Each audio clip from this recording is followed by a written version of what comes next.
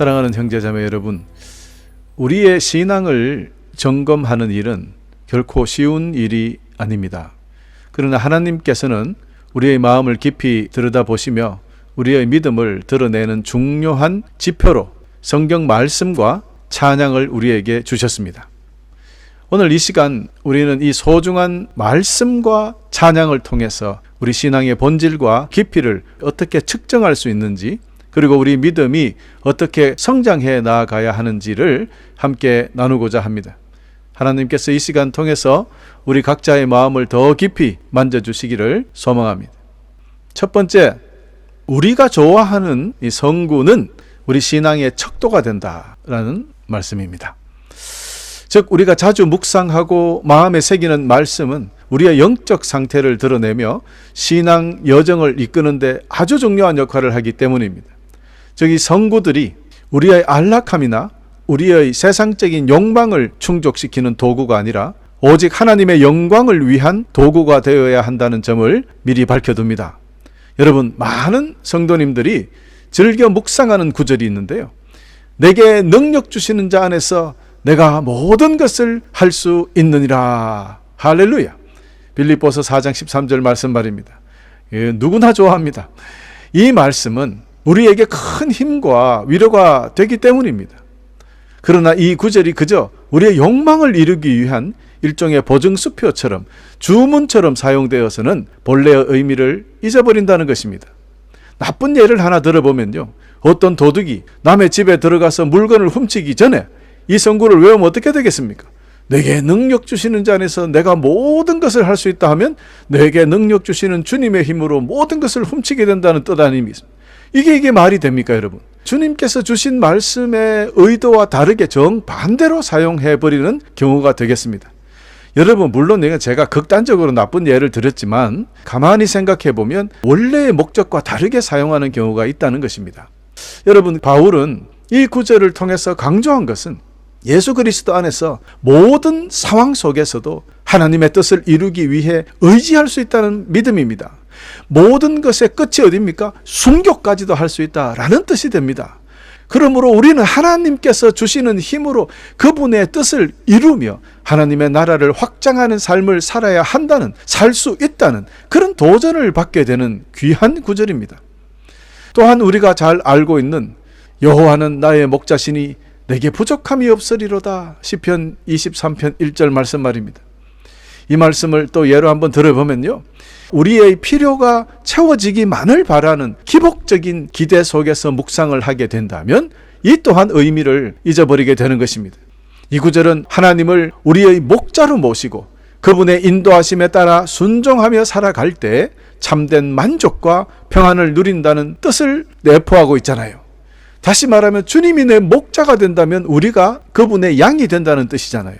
그런데 양이 되고 싶은 마음이 없는 사람이 그냥 순종하지도 않고 목자가 이래 가자 그러면 따라가지도 않는 그런 입장에서 무슨 편안을 얻습니까? 바로 이것입니다. 이 말씀은 단순히 우리의 필요를 채워주시는 주님만을 신뢰한다는 것이 아니라 그분의 통치와 그분의 인도하심 속에서 살아가라는 초청이 되는 것입니다. 그래서 우리 각자 좋아하는 성경 구절이 무엇인지 확인해 보자는 뜻이죠. 우리가 자주 묵상하는 말씀이 우리의 마음 상태를 반영하기 때문입니다. 너희는 마음에 근심하지 말라. 요한복음 14장 1절. 이 구절을 우리가 자주 묵상하고 있다면 현재 삶에서 어쩌면 많은 근심을 가지고 있기 때문에 너희는 마음에 근심하지 말라, 이 말씀을 읽고 묵상할 때 가슴에 감동이 될 수가 있는 거죠. 또 너희는 두려워하지 말라, 이사야서 41장 10절 말씀을 반복해서 붙잡고 있는 성도님들이 있다면 어딘가 모르게 두려움이 자리 잡고 있다는 거예요. 그래서 평안을 찾기 위해서 이 말씀을 계속 되새기고 있는 것일 수도 있지 않겠습니까?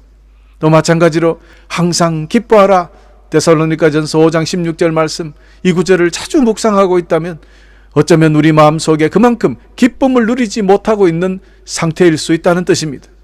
그래서 그 기쁨을 되찾기 위해서 이 말씀을 열심히 붙들고 있는 것은 아닌가? 여러분, 물론 그러면 그렇게 하면 안 되냐? 이렇게 할 수 있습니다. 우리에게 주님께서는 분명히 그 말씀을 우리를 위로하시고 격려하시기 위해서 주신 처방전도 맞습니다. 그러나 그것만 바라고 있어서는 안 된다 이 말입니다. 여러분, 이처럼 우리가 묵상하는 성경 말씀은 우리의 내면 상태, 우리의 삶의 상태를 드러내기 때문에 그 상황과 마음의 상태에서 그 말씀을 그렇게 해석해 버리다가는 오히려 해석이 잘못되어 가지고 문제가 되는 경우가 있다는 그런 뜻입니다. 이 말씀 괴로울 때, 기쁘지 못할 때 기뻐하라. 그러면 그런 말씀을 사용하면 안 된다. 이런 뜻으로 제가 드리는 말씀이 아닙니다. 오해 없으시기를 바랍니다. 그래서 우리가 성경을 읽을 때 왜 이 말씀을 하셨을까? 앞뒤 전후 좌우의 그 상황을 보고 이해를 해야 되는 거죠. 그래서 그 말씀을 주님께서 하신 그 목적 그대로를 받아들여야지, 그것을 다른 방법으로 받아들여버리면 해석이 잘못되어 가는 겁니다.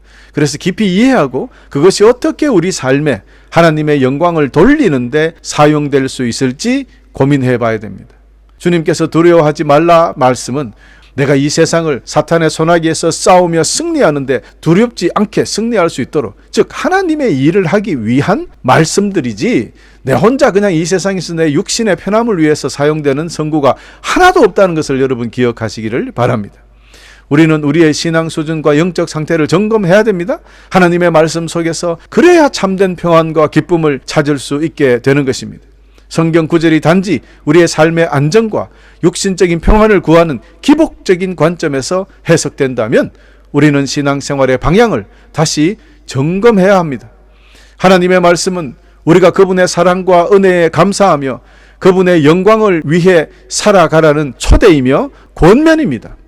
즉 구원으로의 초대, 저 천국으로의 초대라는 이 진리를 꼭 기억하시기를 간절히 축원합니다. 그러므로 교우 여러분, 오늘 이 시간 우리가 묵상하는 말씀들이 우리의 신앙을 더욱 깊이 있게 하고 하나님께 영광을 돌리는 삶으로 나아가는 강력한 도구가 되기를 간절히 기도합니다. 두 번째, 말씀과 찬양 중에 두 번째는 찬양이 옳시다. 교우 여러분, 찬양이 무엇입니까? 우리 영혼의 언어입니다. 우리의 영혼이 하나님께 드리는 사랑의 표현입니다. 곡조 있는 기도로서 신앙의 깊이를 드러내는 아주 중요한 도구 중에 하나입니다. 골로새서 3장 16절은 이렇게 말씀하고 있습니다. 그리스도의 말씀이 여러분 가운데 풍성히 살아있게 하십시오. 온갖 지혜로 서로 가르치고 권면하십시오. 감사한 마음으로 시와 찬미와 신령한 노래로 여러분의 하나님께 마음을 다하여 찬양하십시오. 할렐루야. 이 말씀은 우리가 자주 부르는 찬양이 우리 신앙 상태와 마음을 반영한다는 중요한 가르침이기도 합니다. 우리가 부르고 있는 찬양이 진정 하나님을 향한 경배인지 아니면 단순히 우리의 위로를 위한 노래인지 살펴봐야 합니다. 찬양의 목적은 오직 창조주 하나님을 높이는 것이 되어야 하지 않겠습니까? 그렇지 않다면 하나님을 경배하는 것이 아니라 우리 자신을 경배하는 아주 위험한 상황에 빠질 수 있기 때문입니다. 예를 들어서 나의 힘이 되신 여호와여 내가 주를 찬양하나이다, 이런 찬양은 고난 중에서도 하나님을 의지하고 이런 고난을 이기게 하실 우리 주님을 찬양하는 그런 성숙한 신앙을 보여주는 그런 찬양이거든요. 이 찬양은 우리가 어떤 상황에서도 하나님을 우리의 힘으로 삼아서 승리하겠다는 고백이 되는 그런 찬양입니다. 또 주의 음성을 내가 들으니, 이런 찬송은 순종과 헌신의 마음을 표현하며 하나님의 음성에 대한 기대와 응답을 반영하는 거예요. 이 찬양은 우리가 하나님의 뜻을 따르겠다는 결단과 헌신을 다짐하는 찬양이 되는 것입니다. 또 주님과 같이 찬양을 우리가 부른다면 이 찬양은 주님의 성품을 닮아가기를 간절히 바라는 성도의 마음을 표현하는 것인데, 요즘 이런 찬양을 잘 안 해요. 이거 옛날 찬양인데. 옛날 찬양요? 그러면 성경은요? 수천 년 전에 건데요? 그럼 성경도 안 읽을 겁니까? 여러분, 주님과 같이 내 마음 만지는 분은 없네. 내가 주님같이 변하기를, 주님처럼 나를 돌봐주는 분은 없다 고백하는 주님의 성품을 닮아가고자 하는 이런 찬양들 왜 부르지 않을까요? 주님 성품 닮아가 골 아프고 대충 편하게 살려고 하는데, 이런 사람들이 많으면 이 찬양이 가슴에 오겠습니까? 또 보세요. 내 주를 가까이 하게 함은 얼마나 좋은 찬양입니까? 이 찬양 하나님과의 더욱 긴밀한 관계를 추구하는 신앙의 깊이를 나타내는 찬양들이잖아요. 매일매일 주님과 더 가까이 가기를 원하는 찬양이잖아요. 요즘 누가 천국 가는 길 자꾸 이야기하면 좋아합니까? 아이고 뭐 이 세상도 재밌는데 더 오래 살도록 기도해 주세요. 이런 거 봤지. 천국 빨리 갔으면 좋겠어요 하는 분들 잘 없어요. 왜 그렇습니까? 이게 우리 신앙의 밑바닥을 그대로 드러내는 거예요. 여러분 무슨 찬양을 하는지 잘 살펴보시기 바랍니다. 그러므로 우리가 찬양을 부를 때 그 가사의 의미와 깊이를 새기며 그 가사를 아멘으로 받아서 우리 마음의 고백이 되어야 합니다. 그리고 그 또 찬양의 고백이 어떻게 우리 삶 속에서 하나님께 영광을 돌릴 수 있는지 삶으로 실천하며 보여주는 그런 것이 우리에게 있어야 된다는 거예요. 이런 고민이 있어야 되는데 요즘 그렇지 않습니다. 그저 이 멜로디가 좋아, 음악 리듬이 좋아, 그냥 유행가를 만들어버려요. 여러분 이래서는 안 됩니다. 찬양은 단순한 세상의 노래가 아닙니다. 우리의 신앙을 더욱 풍성하게 하고 오직 하나님께만 영광을 돌려드리는 중요한 수단이 되는 것인데 그저 가사가 마음에 든다고, 그저 선율이 좋다고, 이건 내가 좋아하는 애창곡이야 뭐 이런 식으로 됩니다. 이거 완전히 유행가 만들어버리는 거 아닙니까? 이런 행위는요, 뭐 중간에 가사에 예수님의 이름이 나온다 하더라도 자기 위로를 하고 마칩니다. 주님께 영광 돌리는 찬양이 아니게 되는. 여러분 그래서 이 음악은요 아주 달콤한 겁니다. 좋은 겁니다. 그러나 이것을 잘못 사용하면 큰 위험이 따릅니다. 프레드리 니체는요 음악은 마약과 같다고 했어요. 그렇습니다. 이 음악 잘못 빠지면요 음악이 황홀하게 느껴질 때가 있거든요. 이것을 경고하는 문구 아니겠습니까? 저도 음악을 전공을 해서 이 말이 뭔지 압니다. 음악을 하다가 보면요 음악에 빠졌어요. 다른 게 생각이 안 날 때가 있어요. 이게 마약이 아니고 무엇입니까? 이렇게 되면은 예수 믿기 어려워져요. 여러분 중요합니다. 음악에 빠지는 것이 아니라 찬양으로 하나님이 영광 돌리는 데 빠져야 되는 것이에요.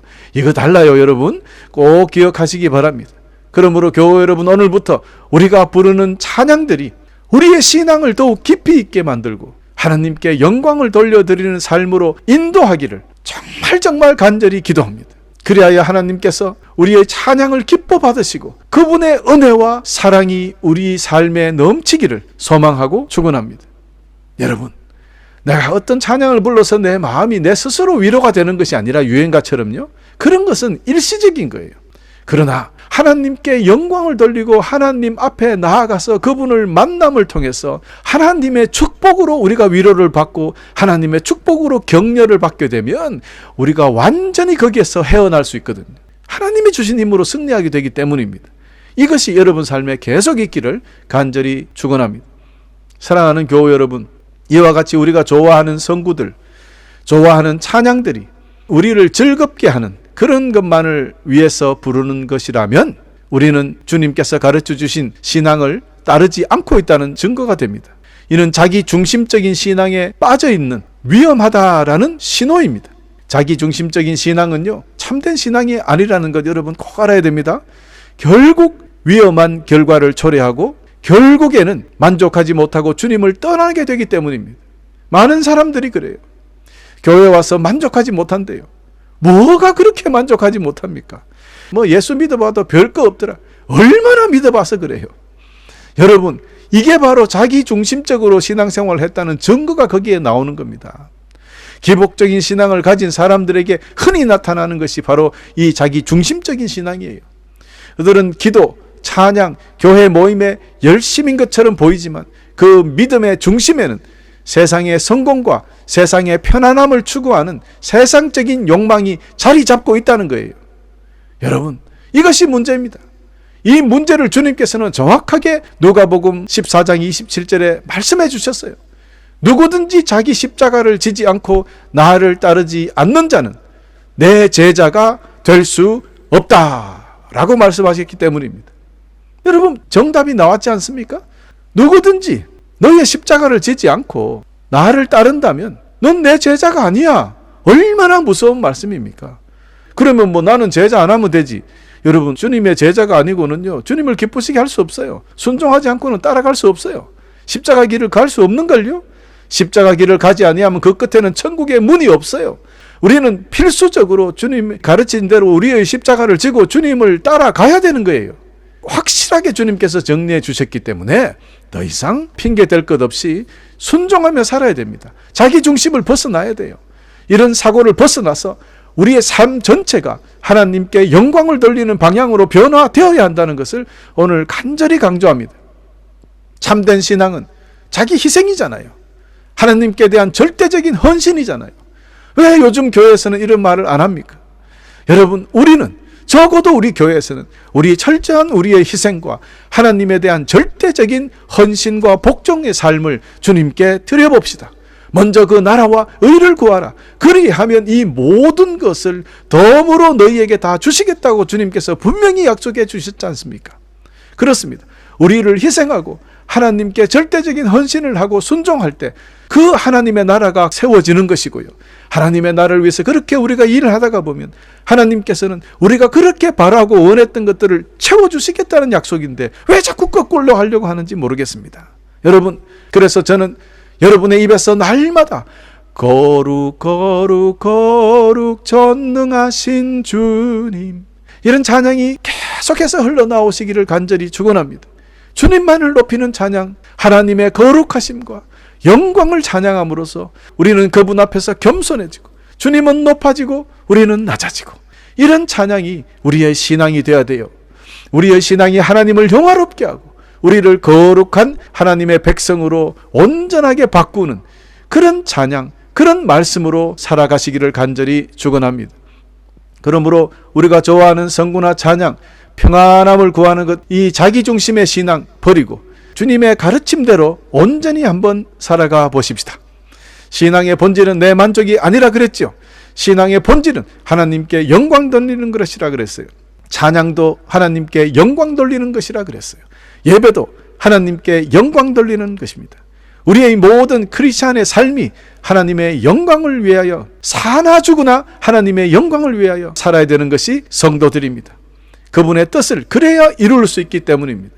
우리의 신앙에 성숙해질수록 우리는 하나님의 말씀 전체를 사랑하게 되고 요 구절만 나는 좋아, 이것을 벗어날 수 있어요. 말씀의 전체를 사랑하게 됩니다. 우리 자신이 위로를 받는 곡보다는 우리 주님의 영광을 드러내는 찬양을 통해서 하나님께 더욱 깊이 나아가게 되고 더욱 사랑하게 되고, 그러면 그 사랑을 통해서 하나님께서는 더욱 우리에게 축복을 해주시니 이거 정말 기쁜 일 아니겠습니까? 여러분, 그러므로 우리의 신앙 수준을 날마다 점검하며 하나님께 나아가시기를 간절히 축원합니다. 따라서 우리는 자주 묵상하는 성구와 찬양이 우리 신앙생활에 어떤 영향을 미쳤는지 지속적으로 점검하시기를 간절히 부탁드립니다. 여기에 몇 가지 실천할 수 있는 제안을 드립니다. 첫 번째는 여러분, 계속 우리가 말씀드렸지만 이 성구를 점검하십시오. 현재 묵상하고 있는, 또 내가 좋아하는 성구가 있다면 주기적으로 계속 확인하십시오. 이 성구가 하나님을 영화롭게 하는데 내가 사용하고 있는지, 아니면 이 성구를 통해서 내 이익을 위해서 사용하고 있는지, 그분의 뜻을 이루는 데 사용하고 있는지, 아니면 내 세상의 욕망을 이루는 데 사용하고 있는지 확인하라는 뜻입니다. 찬양도 마찬가지에 옳시다. 여러분이 부르는 찬양의 가사가 내 삶을 위해서 이 괴로운 세상 사는데 막 좀 편하게 살자, 나를 위로하는 그런 찬양으로 사용하게 된다면 그것은 유행가가 됩니다. 이 찬양이 하나님께 영광을 돌리고 있는지, 진정한 찬양을 통해서 하나님의 영광이 드러나고 있는지 잘 확인하시길 바랍니다. 그리고 세 번째는 서로 공유하시고 서로 격려하십시오. 다른 성도들과 내가 은혜 받고 하나님께 영광 돌리는 이 성구를 서로 나누고, 또 찬양도 서로 나누어서 함께 그 뜨거운 열정으로 하나님을 영광 돌리며 서로를 격려하며 사랑하며 나아가십시다. 또 오직 주님의 영광과 하나님의 나라의 확장을 목표로 삼고 사십시다. 무슨 일을 하든지, 여러분이 어떤 직업을 갖든지 하나님의 영광, 하나님의 나라 두 가지를 생각하며 살아가십시다. 그래서 성구와 찬양을 사랑하면서 그 안에서 주님과의 깊은 교제를 나누고 좋으신 우리 주님을 세상에 또한 전하는 것이 우리의 사명이 되어야 된다라는 것을 여러분에게 말씀드립니다. 사랑하는 교회 여러분, 이제 말씀을 정리하겠습니다. 오늘 우리는 우리의 신앙 수준을 점검하며 하나님께 나아가는 시간을 가졌습니다. 우리가 묵상하는 성경 구절과 부르는 찬양이 우리의 신앙을 드러내는 중요한 도구임을 다시 한번 깨닫게 되었습니다. 우리의 신앙은 항상 성장해야 합니다. 그 성장 중심에는 하나님의 말씀이 있습니다. 하나님의 말씀은 우리의 신앙을 인도하는 등불이자 우리의 발걸음을 밝히는 빛이라 그랬습니다. 이 말씀이 우리 삶에 깊이 뿌리 내리게 하고 또 우리의 신앙을 더욱 견고하게 서도록 인도하기 때문입니다. 찬양 역시 마찬가지입니다. 찬양을 통해서 우리는 하나님께 우리의 마음을 드리는 그분의 은혜와 사랑을 깊이 체험하게 되기 때문입니다. 찬양의 가사와 의미를 깊이 묵상하면서 그것이 우리의 신앙을 더욱 성숙하게 하는 도구가 되도록 사용되어야 합니다.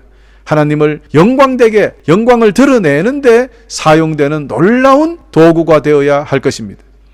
여러분, 오늘 이 말씀과 찬양을 통해서 우리의 신앙을 다시 한번 점검하고 하나님께 더 가까이 나아가시기를 간절히 소망합니다.